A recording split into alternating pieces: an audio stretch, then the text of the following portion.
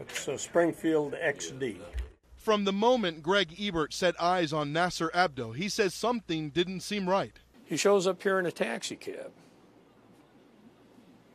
You know, how many people go shop in a gun stores in a taxi cab? The Army private spent about 20 minutes inside the Guns Galore gun shop in Killeen, Texas. Ebert says Private Abdo acted very guarded and asked odd questions. He selects these 6 canisters, brings them to the counter, sets them down, and that's when he asks, Kathy, what is smokeless powder? Well, hello. Why are you buying this if you don't know what it is?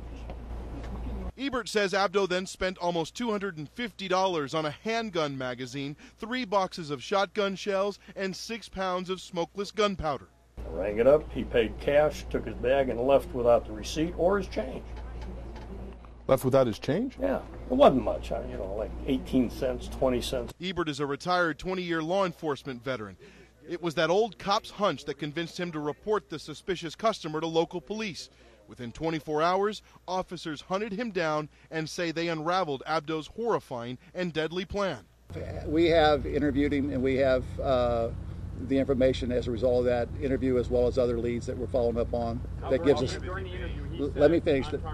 Let me finish my statement. That leads us to believe that military target personnel was targeted.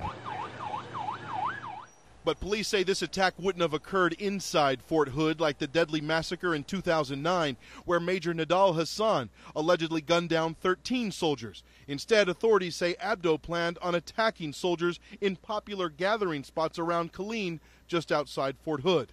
How close was he to pulling this off? It's a good question, and I can tell you that we would probably be here today giving you a different briefing had he not been stopped.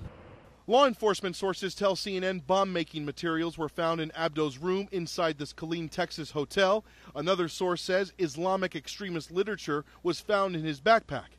Fort Hood is still hurting from that deadly massacre 2 years ago, and Greg Ebert can't help but think about what might have happened this time had he not called police. I would be devastated, especially considering that I might have played some role in someone being injured, seriously injured or killed. That would be very unsettling.